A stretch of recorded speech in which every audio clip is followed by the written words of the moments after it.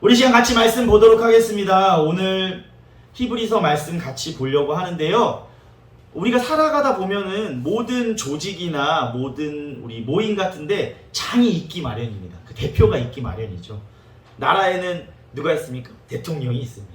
회사에는 보통 사장, 회장 이런 사람들이 있죠. 교회에는 그 담임 목사님이 또 계시고요. 하다못해 우리가 그냥 친목을 위하여서 모이는 조그만 모임에도 보통 장이 있죠. 회장을 두거나 장을 두기 마련입니다. 우리가 구약 성경 시대에 살펴보면 그 구약 성경에 나오는 이스라엘 백성들 무리를 대표하는 사람이 있습니다. 그 사람은 바로 하나님께 제사 드리는 일을 감당하는 제사장이었습니다. 그 제사장 중에도 제사장이 대제사장입니다. 그는 우리가 아는 것처럼 1년에 한 번 그 속죄일에 그 성막인 지성소에 들어가서 죄 사함을 위한 그 속죄를 위한 제사를 드렸습니다. 대제사장, 제사장은 특별히 레위 가문 사람만 할 수 있는 일이었습니다. 그리고 아마도 그 민족을 대표해야 됐기 때문에 민족의 사정을 잘 아는 사람이었을 것입니다. 그리고 하나님에게 제사를 드려야 되기 때문에 하나님 앞에 서야 됐기 때문에 죄를 짓지 않기 위해서 하나님 말씀대로 거룩하게 살아가려고 노력하는 사람이었을 것입니다. 또 이 제사 지내는 일이 쉽지 않았기 때문에 다른 사람들을 위해서 자신을 희생할 수 있는 그런 사람이 제사장이 될 수 있는 그런 사람이었을 것입니다. 그러나 그도 돌아보면 사람이었기 때문에 그렇게 노력해도 죄를 짓기 마련입니다. 성경에 보면 하나님의 말씀을 떠나 자기 뜻대로 살아간, 죄 가운데 살아간 제사장들이 나오는 것을 우리가 많이 볼 수 있습니다. 또 살펴보면 그래서 하나님께 벌을 받는 제사장들도 많이 나오고 있습니다. 이제 우리가 오늘 말씀으로 와서요. 오늘 말씀에는, 오늘 본문에는 한 명밖에 없는 그 대제사장이 나오고 있습니다. 이 제사장은 죄가 없으시고 완벽한 대제사장이라고 오늘 말씀에서 고백하고 있습니다. 그분이 누구십니까? 바로 예수 그리스도입니다. 그럼 오늘 본문을 통해서 대제사장인 한 분밖에 없는 대제사장인 예수님이 어떤 분이신지 우리가 말씀을 통해서 한번 살펴보기를 원합니다. 첫 번째로 대제사장이신 예수님은 승천하신 하나님의 아들입니다. 우리 14절 말씀에 보면 우리에게 큰 대제사장이 계시니 승천하시니 곧 하나님의 아들 예수시라 이렇게 말씀하고 있습니다. 구약의 대제사장은 아까 말씀드린 대로 사람이었습니다. 그들은 어떻게 됐을까요? 살다가 결국에는 죽어서 땅에 묻힐 수밖에 없는 사람이었습니다.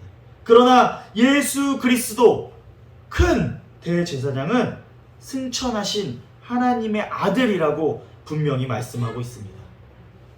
그냥 사람처럼 죽은 것이 아니라 예수님은 신이기 때문에 그냥 우리처럼 이 땅에서 살다가 죽은 게 아니라 하늘로 다시 올라가셨다. 예수 그리스도의 그 신성에 대해서 말씀해주고 있습니다. 예수 그리스도는 신이신데 신이 그 신성, 신의 능력을 버리고 이 땅 가운데 오셔서 우리의 죄를 사하여 주신 분입니다. 그런 예수 그리스도가 승천하셨다는 것은 인간으로 오신 이 땅에서 인간의 삶을 끝내시고 영광과 존귀한 그 신의 신분이 다시 회복되었다는 것을 말씀해주고 있습니다.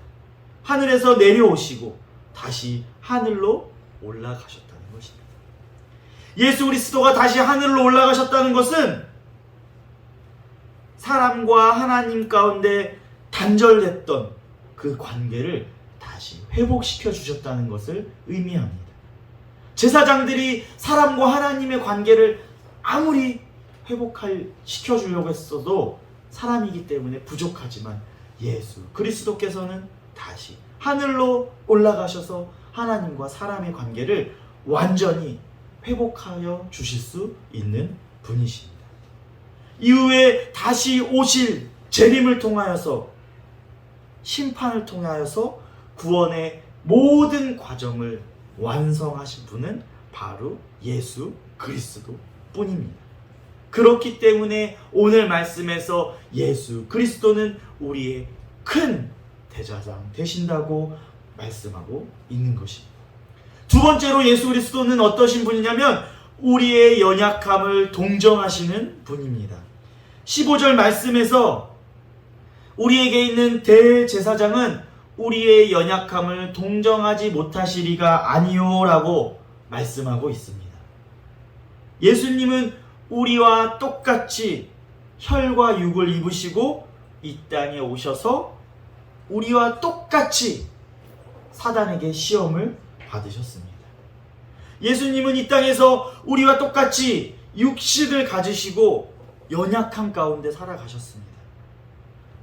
성경에 정확히 나와 있지 않지만 이 땅에서 예수님의 모습을 한번 생각해 보면 부자나 왕의 모습이 아니었습니다.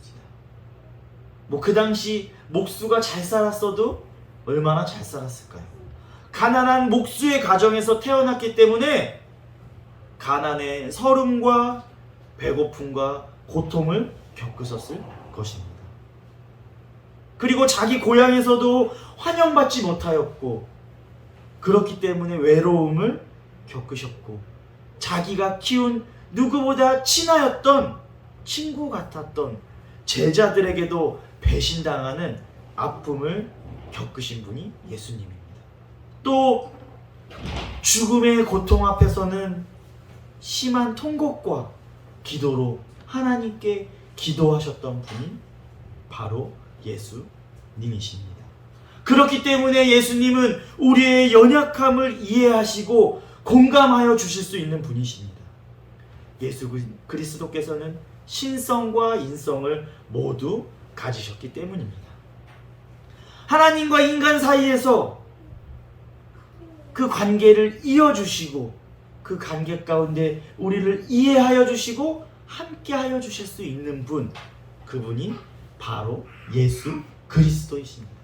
근데 15절 마지막에 보면 그분은 죄가 없으시다고 말씀하고 계십니다. 예수 그리스도는 이 땅 가운데서 인간의 모습으로 살았지만 죄를 짓지 않았기 때문에 이 땅에서 시험 받는 우리들을 도우실 수 있는 분이십니다. 우리의 죄도 대신 지어줄 수 있는 분이십니다. 죄가 없으신 대제사장 예수 그리스도, 그렇기 때문에 우리의 죄를 대신 지시고 우리의 죄를 위하여 십자가에 못 박혀 죽으신 분은 바로 그분밖에 될 수 없고 그분밖에 없는 것입니다. 세 번째로 예수 그리스도는 우리를 은혜의 보좌 앞으로 인도하시는 분입니다. 16절에는 그러므로 우리는 긍휼을 받고 때를 따라 돕는 은혜를 얻기 위하여 은혜의 보좌 앞에 담대히 나아갈 것이라고 말씀하고 있습니다. 모든 인간은 죄 앞에서 결국 멸망할 수밖에 없습니다. 모든 인간은 죄 아래 살아가는 사람들일 뿐이십니다. 그러나 죄와 죽음 아래 있는 그 사람들을, 인간들을 살리실 수 있는 분은 예수 그리스도밖에 없습니다. 죄인된 우리를 구원하고 하나님께로 나아갈 수 있는 길을 열어주시는 분은 예수 그리스도밖에 없습니다. 자신을 제물로 우리에게 새로운 길을 열어주셨습니다. 그것이 가능하기 때문에 우리는 예수 그리스도를 통하여서 하나님의 보좌 앞에 그 은혜의 자리 가운데 나아갈 수 있게 되었습니다. 이것은 누구에게나 주는 것이 아니라 오직 하나님의 자녀들에게만 주는 은혜이고 특권인 것입니다.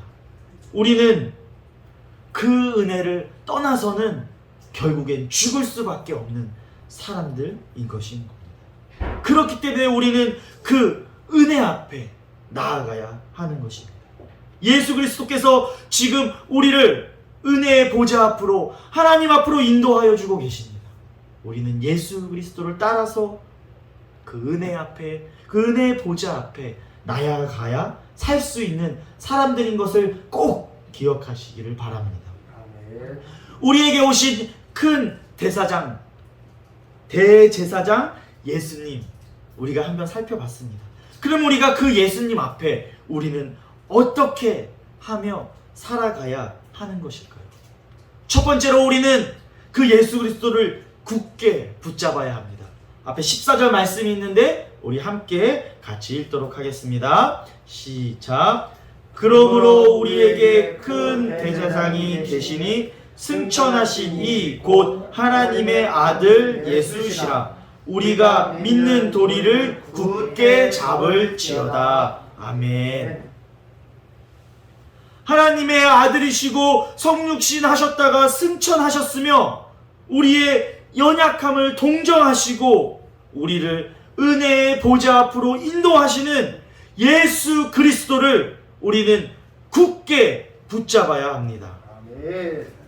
예수 그리스도를 믿음의 고백으로 고백하며 그 진리의 말씀 되시고 오직 한 분밖에 없는 그 진리를 우리는 굳게 붙잡아야 합니다.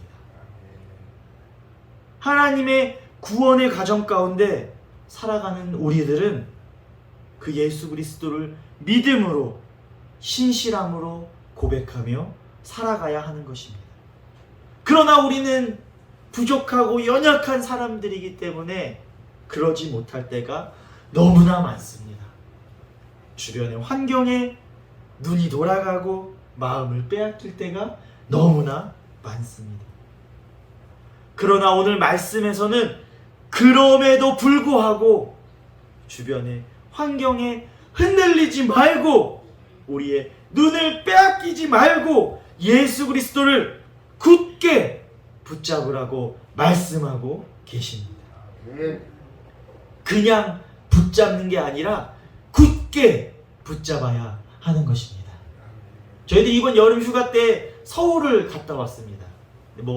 우리가 아는 것처럼 서울이 얼마나 복잡합니까? 기차역에서도 지하철역에서도 우리가 그럴 때 우리 아이들과 다닐 때 우리 부모님들도 어르신들도 많은 그런 경험이 있을 것입니다. 아이들은 어떻게 붙잡습니까? 이쪽 대충 이렇게 손가락으로 이렇게 붙잡고 가지 않죠. 이 손목을 꽉 붙잡고 야, 이 엄마 아빠 손 놓치면 길 잊어버리면 큰일 난다. 이렇게 꼭 붙잡고 가지 않습니까? 우리도 지금 어려운 상황 가운데 힘든 상황 가운데 이것을 이겨내려면 예수 그리스도를 그냥 붙잡는 게 아니라 어떻게 붙잡아야 된다고요? 굳게 붙잡아야 하는 것입니다. 꼭 붙잡아야 하는 것입니다. 어린아이들이 부모님의 손을 꼭 붙잡는 것처럼 예수 그리스도를 꼭 붙잡고 나아가는 주원교회 모든 성도님들이 되시기를 소망합니다. 두 번째로 우리는 어떻게 해야 될까요? 은혜의 보좌 앞에 담대히 나아가야 합니다. 우리 16절 말씀 같이 한번 보도록 하겠습니다. 시작. 그러므로 우리는 긍휼하심을 받고 때를 따라 돕는 은혜를 얻기 위하여 은혜의 보좌 앞에 담대히 나아갈 것이니라. 아멘. 이렇게 말씀하고 계십니다. 15절 말씀부터 살펴보면 예수 그리스도는 이 땅에서 우리처럼 살았지만 죄가 없으신 분이라고 분명히 말씀하고 있습니다. 그럼 여기서 말씀하고 있는 죄는 무엇일까요? 나쁜 짓을 해야만 하는 것일까요?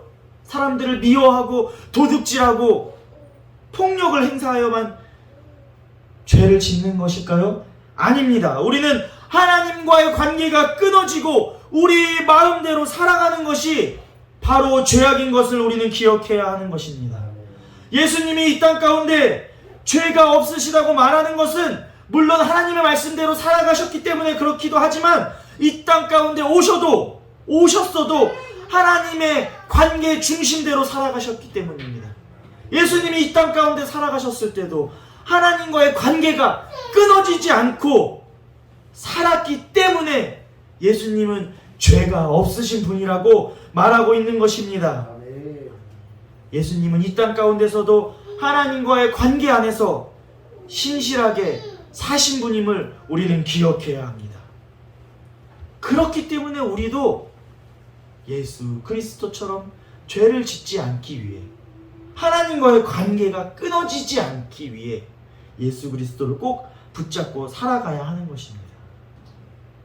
그래서 이렇게 완벽하게 죄를 짓지 않고 예수 그리스도가 살았기 때문에 우리를 잘 모를 것 같지만 또 우리를 잘 모르시지 않는 분이십니다.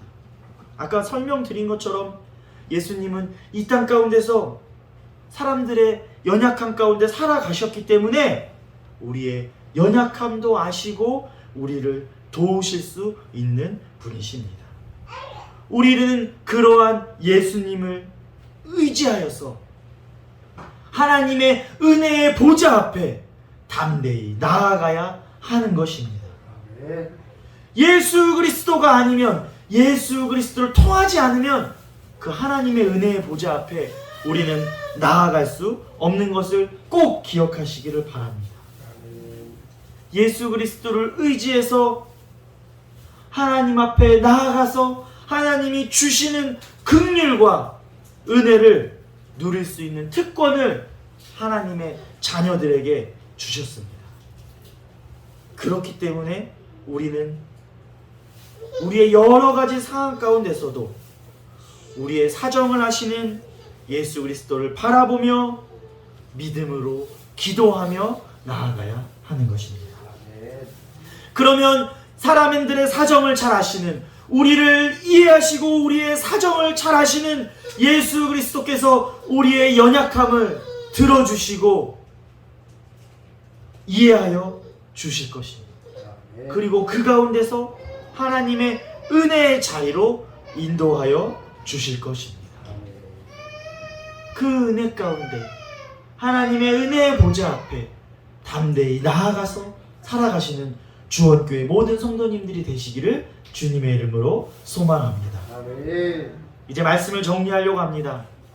우리가 저는 이제 그렇게 많이 살지 않았지만 여기 계신 어르신분들이 더 많은 삶을 살았겠지만 언제나 이 세상살이는 좋기만 한 것은 아닌 것 같습니다.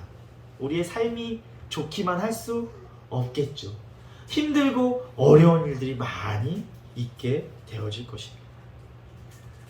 여러 가지 힘든 일들이 있었겠지만 요즘에 우리의 상황들을 돌아볼 때 또 어느 때보다 또 힘든 시기들을 우리가 보내고 있지 않나 또 돌아보게 됩니다. 끝날 것 같았던 코로나는 끝나지 않고 다시금 10만 명 이상씩 퍼지고 있는 상황입니다. 교회들이 혹시나 그것 때문에 또 다시 한번 예배가 가로막히지 않을까 걱정 근심하는 상황 가운데 있습니다. 멀리서 일어난 것 같은 전쟁이 우리의 삶 가운데 여러 가지로 영향을 미치고 있습니다. 물가가 오르고 경제를 힘들게만 하고 있습니다. 이러한 어려운 시기 가운데 하나님의 자녀들, 하나님의 백성들은 어떻게 해야 될까요? 바로 예수 그리스도를 꼭 붙잡아야 하는 것입니다. 그냥 붙잡는 게 아니라 꼭 붙잡아야 하는 것입니다. 예수 그리스도는 신이시지만 우리의 상황을 다 아시는 분이십니다. 그렇기 때문에 어려운 상황 가운데서도 우리를 위로하여 주시고 우리를 인도하여 주실 수 있는 분이십니다. 그렇게 해 주실 수 있는 분은 예수님밖에 없습니다. 그렇기 때문에 오늘 말씀에서도 예수님과 같은 큰 대제사장은 없다고 고백하고 있는 것입니다. 아까 말씀드린 것처럼 나라에는 대통령이 있지만 우리의 힘들고 어려움을 다 해결해 줄 수 없습니다. 우리의 여러 가지 모임의 장들이 있지만 우리의 문제들을 해결해 줄 수 없습니다. 그러나 예수님, 한 분뿐인 큰 대제사장 예수님은 우리의 문제들을 만지시고 해결해 주실 수 있으신 분입니다. 인간으로 오셔서 똑같이 고난과 죽음을 겪으신 예수님만이 우리를 이해하여 주시고 우리의 연약한 부분을 만지실 수 있는 분이심을 우리는 꼭 기억해야 하는 것입니다. 그렇기 때문에 우리는 어떠한 상황이든지 예수 그리스도를 의지하여 담대히 하나님의 은혜의 보좌 앞에 나아가야 하는 것입니다. 예수 그리스도 말고는 하나님의 은혜의 보좌 앞에 나아갈 수 있는 길이 없음을 꼭 기억하시기를 바랍니다.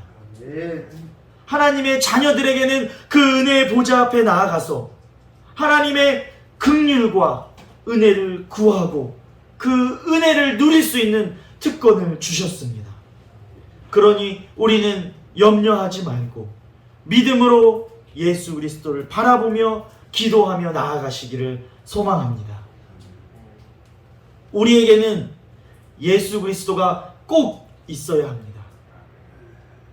우리가 예수 그리스도를 소유하고 예수 그리스도와 함께 할 때만, 예수 그리스도를 바라볼 때만 예수 그리스도께 주시는 하나님의 은혜를 구할 수 있습니다. 예수 그리스도가 없으면 우리는 세상에서 죄인일 뿐입니다. 우리 안에서 꼭 예수 그리스도와 함께 살아가시기를 소망합니다.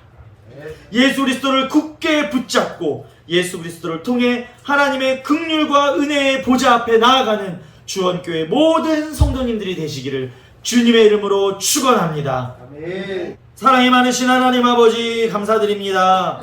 거룩한 주일 이곳에 나와 하나님 앞에 예배드리게 하여 주심을 감사드립니다. 하나님, 우리의 삶과 현재 우리의 상황들을 돌아볼 때 너무나 어려운들 뿐입니다. 우리가 그럴수록 어려운 상황 가운데서도 우리를 잘 아시고 우리를 위로해 주시는 예수님을 꼭 붙잡고 나아가기를 소망합니다.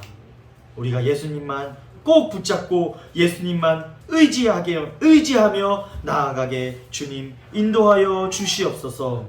우리가 예수님과 함께 하여 주시고 예수님과 동행하게 하여 주셔서 그로 인해 하나님의 은혜의 보좌 앞에 나아가 하나님이 주시는 풍성한 은혜들을 누리는 주원교회 모든 성도들 될 수 있도록 주님 인도하여 주시고 함께하여 주시옵소서. 이제는 우리 주 예수 그리스도의 은혜와 하나님의 극진하신 사랑하심과 성령님의 교통 역사하시고 내주 임재하시사 충만하심이 예수 그리스도를 꼭 붙잡아 은혜의 보좌 앞으로 나아가기를 소망하는 주원교회 모든 성도들과 가정과 일터 위에 이제부터 영원까지 함께하기를 간절히 축원하옵나이다. 아멘.